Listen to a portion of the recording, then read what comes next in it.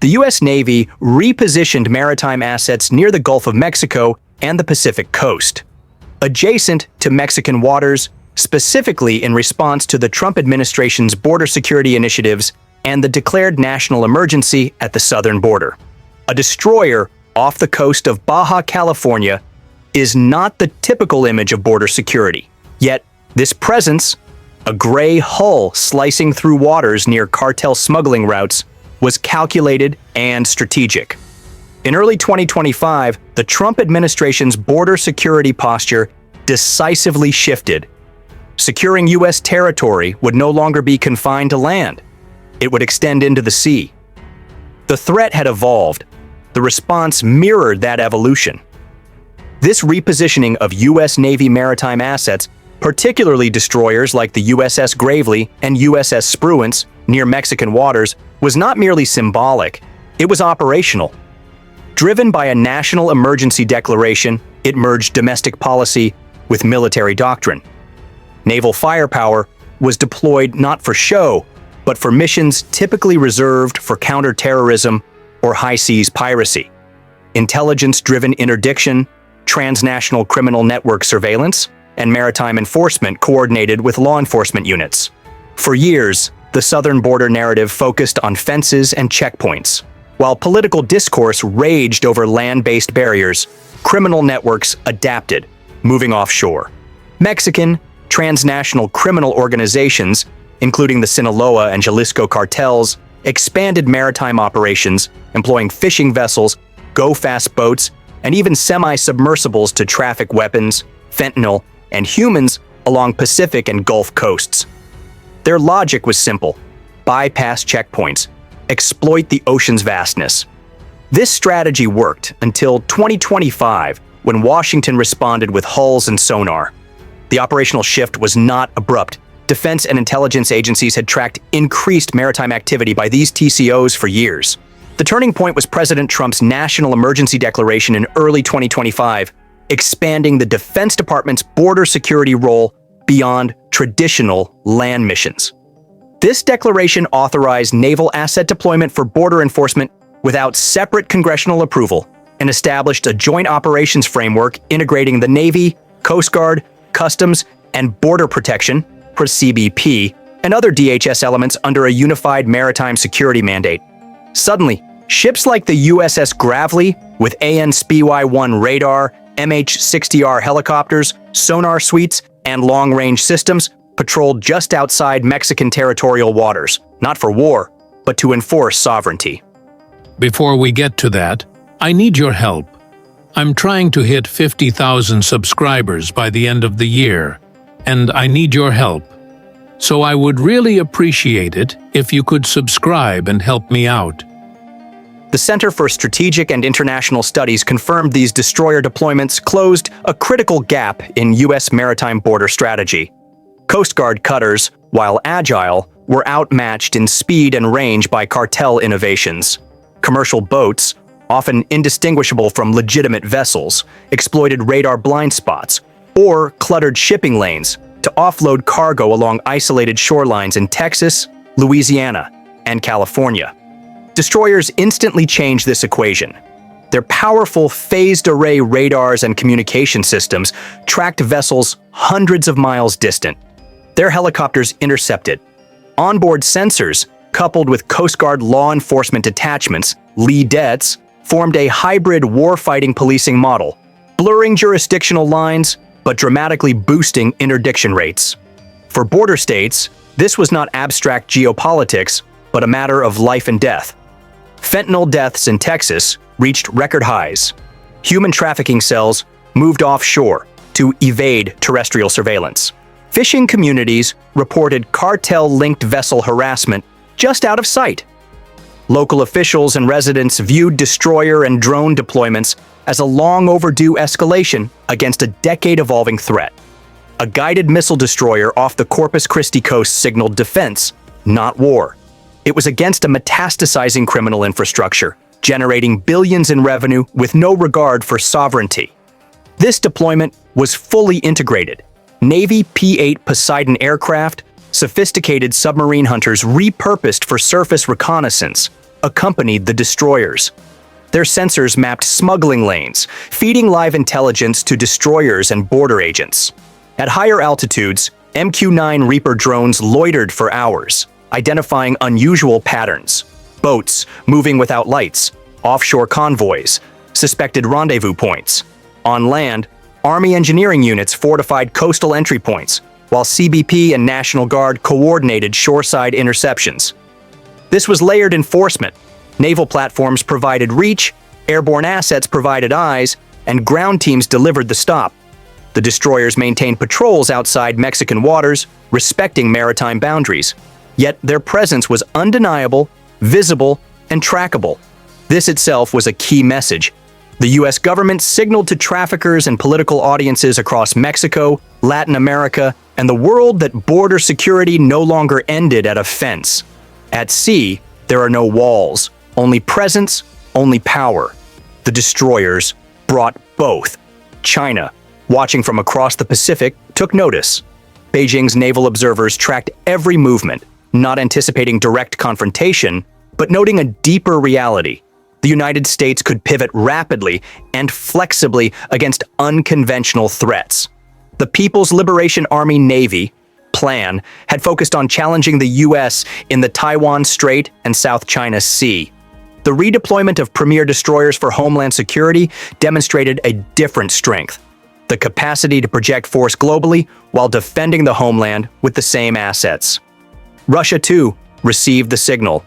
While their Black Sea fleet was mired in a regional conflict, the U.S. effortlessly maneuvered high-end platforms across hemispheres. This was about capacity, not just ships. For citizens in Texas or Arizona, this was not theoretical.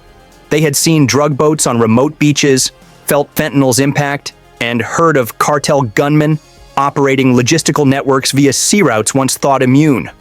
A destroyer on the horizon signified a serious response, confirming sovereignty was not merely a concept, and the military was defending home, adapting to contemporary threats.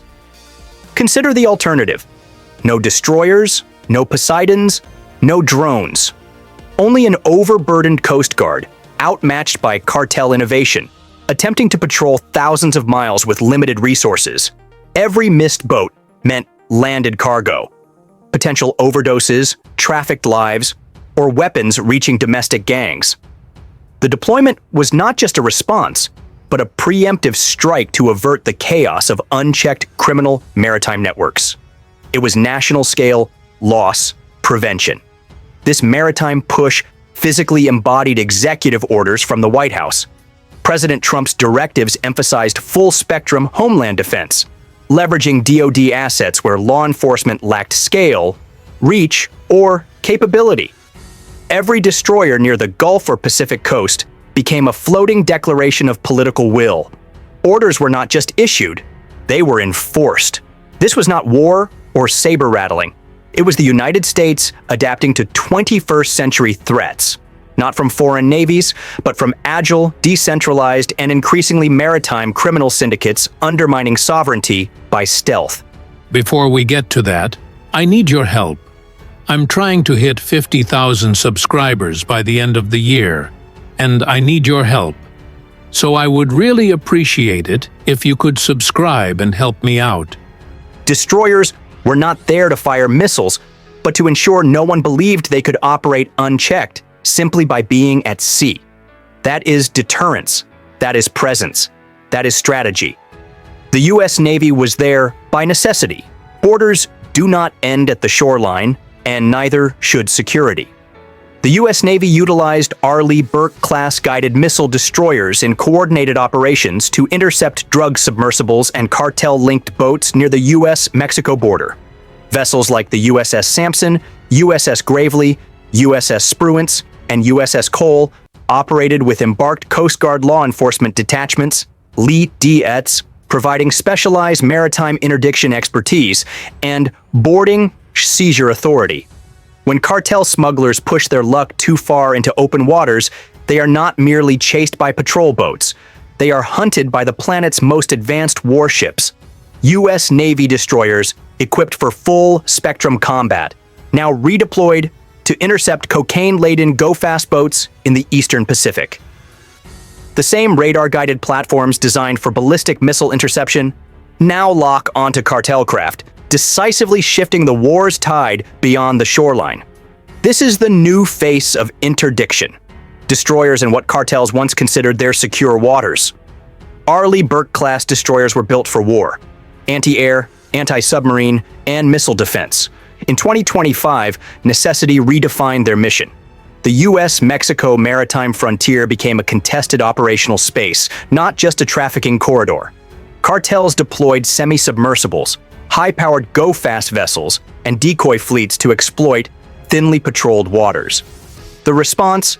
Precision warfighting platforms, USS Sampson, USS Gravely, USS Spruance, USS Cole, supported by Coast Guard interdiction teams, repositioned to crush smuggling networks with overwhelming force. At the core of these operations is the USS Sampson, DDG-102. This sleek, heavily armed Arleigh Burke-class destroyer transitioned from missile patrols to surgical maritime drug interdiction. In July 2025, the Sampson executed one of the year's largest cocaine seizures, over 3,400 pounds from a go-fast vessel operating dangerously close to U.S. waters. This was not improvised. It was layered precision. MH-60R Seahawk helicopters launched from the Sampson identified the target, tracked maneuvers, and coordinated intercept vectors. A rigid-hulled inflatable boat, RHIB, rapidly deployed with a Coast Guard law enforcement detachment, LEDAT. The LEDAT boarded, subdued the smugglers, and seized the payload. This success proved destroyers are viable interdiction platforms with the right teams.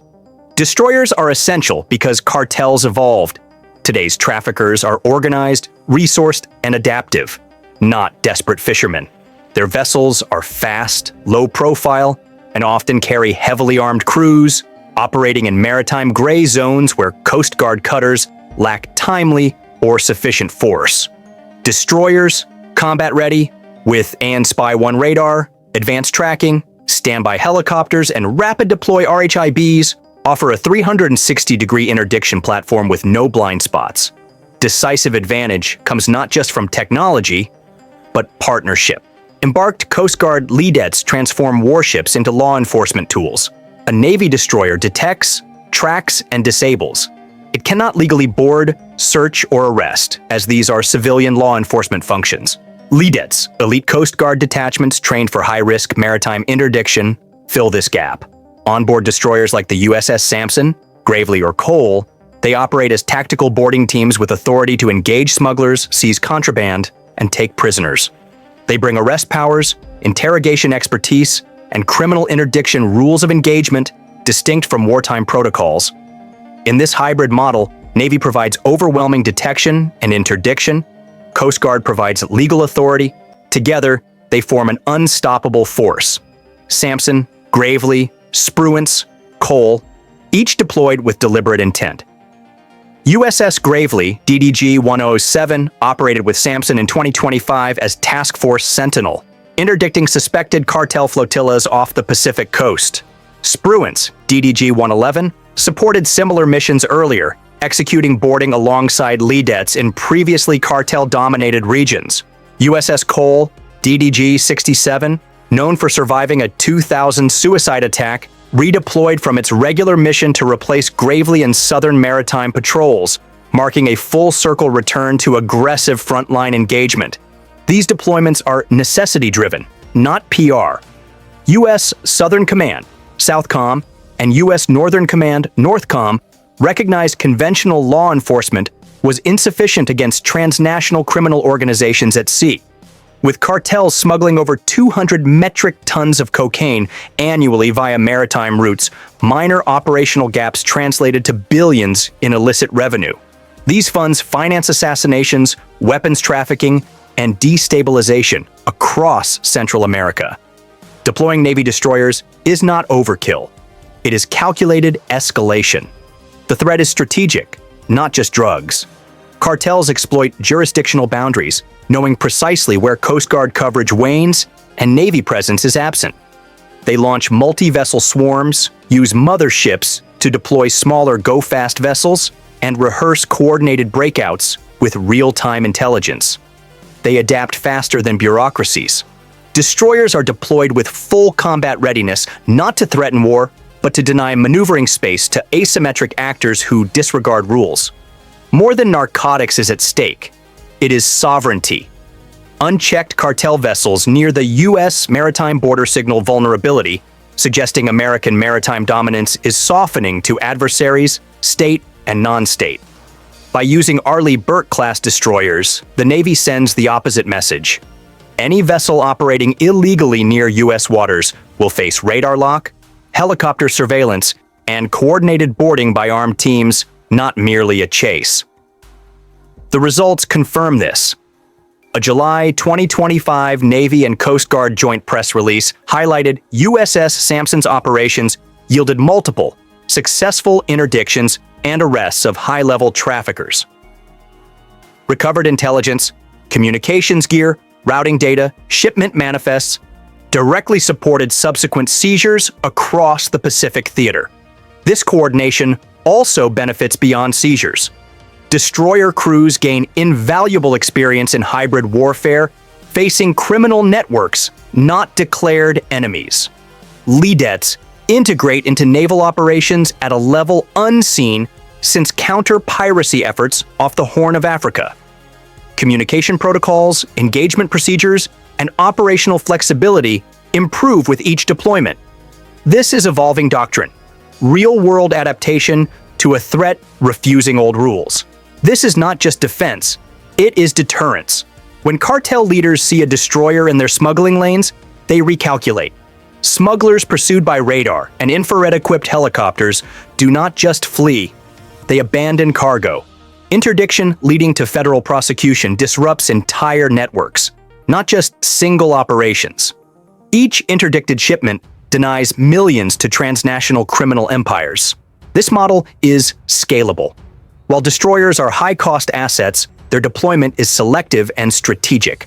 They do not patrol 24/7. They are tasked to known hotspots based on intelligence. Their presence is rotational, unpredictable, and supported by persistent surveillance. They function as precision disruptors, high-impact scalpel strikes where most needed. This integration of Navy warfighting and Coast Guard enforcement marks a new frontier in U.S. maritime operations. Not just joint command, but joint execution. Not overlapping jurisdictions, but shared missions. Arleigh Burke-class destroyers are now interdiction platforms against transnational cartels, not merely deterrents against foreign navies. And they are working. The message is clear and unflinching. Attempting to run drugs into U.S. maritime zones means facing the full weight of U.S. sea power. Not a single cutter, not a patrol drone, but a destroyer. With missiles in the silo, helicopters overhead, and a boarding team that delivers more than a warning shot. In this fight, law enforcement alone is insufficient. It requires a warship. The cartels are learning this the hard way. A cocaine-filled, torpedo-shaped craft glides just beneath the eastern Pacific surface. Nearly invisible to radar, crewed by expendable individuals. It targets profit, not a port. It carries no name, no flag, no registration. But the hunters require none of that. They are already overhead. A U.S. Navy helicopter, guided by shipboard sensors and a joint command center, tracks its every move. What follows is not war, but law enforcement on the open sea, executed with military precision. This is how the U.S. Navy helps crush one of the modern era's most adaptable smuggling threats. The term drug war often brings to mind city streets and border crossings. Yet, some of the highest stakes interdictions occur far from headlines, in open water. Cartels no longer rely solely on trucks and planes. They employ go-fast boats exceeding 50 knots, low-profile vessels barely visible, and full semi-submersibles designed to blend into waves. These are not speculative threats, but industrial-scale transporters, often moving thousands of kilograms of cocaine worth tens of millions. They operate in the vast, unforgiving maritime approaches to the United States. This is where the Navy intervenes, not to conduct arrests or file charges, but to multiply force. The U.S. Navy provides the ships, sensors, helicopters, and airborne, seaborne surveillance that DEA, DHS, and the Coast Guard leverage for interdiction. They provide reach and awareness. In an ocean of fast-moving ghosts, this capability is paramount. The Operational Nerve Center is often Joint Interagency Task Force South, JIATF South. Located in Key West, Florida, it is among the world's most advanced counter-narcotics command nodes. It fuses data from DEA field agents, CBP analysts, Navy ISR assets, and international partners. Actionable intelligence is then disseminated to Navy ships on patrol, destroyers or littoral combat ships participating in Operation Martillo, a multinational illicit trafficking mission. If JIATF South identifies a suspected narco-sub departing Colombia, a Navy carrier battle group aircraft, or a P-8A Poseidon maritime patrol plane is rerouted. Using advanced surface search radar, electro-optical sensors, and signals intelligence, it tracks the vessel, often long before it reaches U.S. jurisdiction. Should the subsurface or a go-fast boat accelerate, Navy helicopters like the MH-60R Seahawk deploy from nearby ships to maintain visual and radar contact. These aircraft feature FLIR systems and voice channels for live coordination with Coast Guard detachments onboard Navy ships. The key point: the Navy supports, the Coast Guard leads. Many Navy ships host law enforcement detachments, LEDETs, small Coast Guard teams with arrest authority. Once a target is tracked and intercepted, LEDETs board, search, seize drugs, and detain smugglers. The Navy enables, it does not arrest. This is because U.S. law, specifically Posse Comitatus, restricts military personnel from domestic law enforcement without explicit authorization. Hence, LEDETs are embedded. When Navy sensors detect a contact and Navy helicopters identify a potential smuggler, the Coast Guard responds with personnel and restraints. It is a symbiosis. Neither functions without the other. The stakes of this partnership are immense. In 2024 alone, over 150 metric tons of cocaine were interdicted at sea through these operations. That is over 5 billion denied to cartels. Every vessel stopped means not just lost cargo, but a shattered logistics chain, a compromised route, an arrested crew. This battle is waged daily. Semi-submersibles are the pinnacle of maritime smuggling. Built in jungle workshops, often costing over $1 million each, they yield 10 times that in cocaine if successful.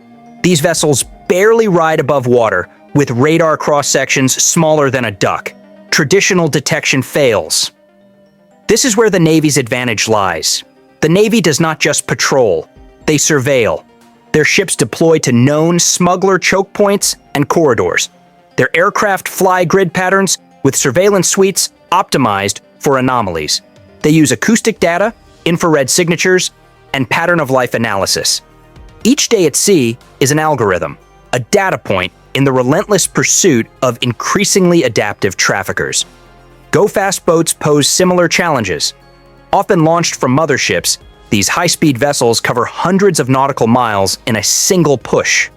When pursued, they jettison cargo or blend with fishing fleets. Intercepting them is about timing, not just speed. Navy helicopters sometimes carry Coast Guard precision marksmen. In extreme cases, these marksmen disable engines with well-placed .50 caliber rifle shots, stopping the boat without harming the crew. It is surgical, risky, yet effective. These interdictions extend beyond U.S. waters, many occurring in international zones where multilateral agreements permit pursuit and boarding. Operation Martillo involves over a dozen countries for this reason. U.S. Navy ships frequently coordinate with Colombian, Panamanian, Costa Rican, and Dutch naval forces, among others. The message is clear. Oceans may be vast, but cooperation shrinks them. Smugglers have tactics, but the law has reach. At every stage, speed and coordination are paramount. From logging a suspicious radar contact to launching a helicopter or RHIB, minutes are critical. Smuggling operations rely on narrow windows, gaps in patrols, radar coverage, or weather. The Navy's constant presence disrupts these windows. Every patrol closes a gap, every sensor fills a blind spot, every boarding team extends justice's reach. This partnership is dynamic. Technology and smugglers evolve, and so does the Navy. Echodyne radar arrays, compact yet highly sensitive, are now integrated into Navy surveillance platforms. These systems use metamaterials and software-defined scanning to detect low-profile threats like semi-subs at greater distances. AI-enhanced sensor fusion enables faster identification of vessel behaviors deviating from known patterns. Even satellite relays transmit real-time data from sea to interagency command centers. All of it reinforces one principle: no single agency wins this fight alone. The Navy does not seek headlines. It hunts shadows across thousands of nautical miles. It serves as a forward-deployed enabler for agencies empowered to make arrests, seize drugs, and dismantle networks. This is not merely about stopping boats. It is about crippling the economics of drug trafficking. Each interdiction increases smuggler risk and cost. Eventually, costs outweigh rewards. For Navy personnel, the mission is clear: defending American streets before drugs get close. They apply sonar, satellite, and strategy not for war, but for law enforcement. The impact is tangible: fewer drugs, fewer overdose deaths, fewer communities destroyed by addiction. This is defense with domestic consequence. There is a deeper implication. Maritime security transcends navies or coast guards. It is about states projecting the rule of law across a shared, borderless domain. When the U.S. Navy supports DEA and DHS against fast boats and semi-subs, it asserts that oceans are not lawless merely due to their vastness. It declares that sophisticated smugglers will not evade accountability simply by moving in silence. It reminds every trafficker with $1 million submersible: you might be invisible, but you are not untraceable. This layered strategy, surveillance from sea and sky, interdiction by helicopter and RHIB, arrest by leadettes, and prosecution by federal law enforcement, is the only approach keeping pace with the evolving threat. And it is working. Because behind every busted boat, every haul of seized cocaine, every handcuffed trafficker who believed the sea would shield him, stands a Navy crew that appeared, maintained silence, and ensured justice found its way in.